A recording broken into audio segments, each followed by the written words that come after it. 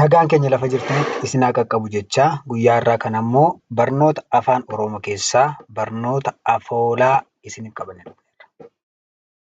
Namoonni sabiskiraayib, sheer, foloo hin goone sabiskiraayib, sheer gochuudhaan barnoota kanarraa akka isin barattan gamanumaan isin affeerreerra. Namoonni biyya keessaaf biyya alaa teessanii barnoota afaan Oromoo akka gaariitti barachuu barbaaddan lakkoofsa bilbilaa fuula iskiriinii kanarratti mul'atuun bilbiltanii barachuu ni dandeessu. Karaa waatsaappii, karaa imoo, karaa telegiraamii, karaa zuumii nuuf bilbilaa.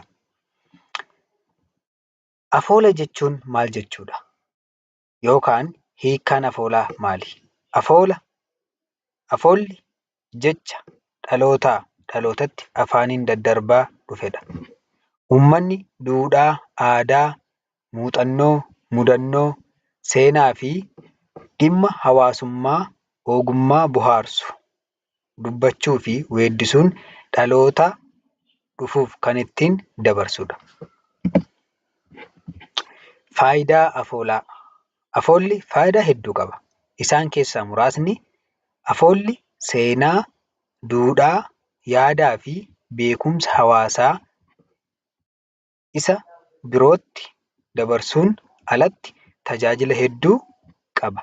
Isaan keessaa muraasni haala yeroo ibsuu, hirrina jiru qeequu, onnachiisuu, bohaarsuu, barsiisuu fi miliquudha. Akaakuu afoolaa. Gosoota afoolaa uummanni Oromoo bal'inaan fayyadamu kanneen armaan gadiiti. Tokkoffaan hibboo. Lammaffaan baacoo. Sadaffaan oduu durii. Arfaffaan makmaaksa. Shanaffaan walaloo. Ja'affaan sheekkoo. Torbaffaan cigoo. Saddeettaffaan eebba.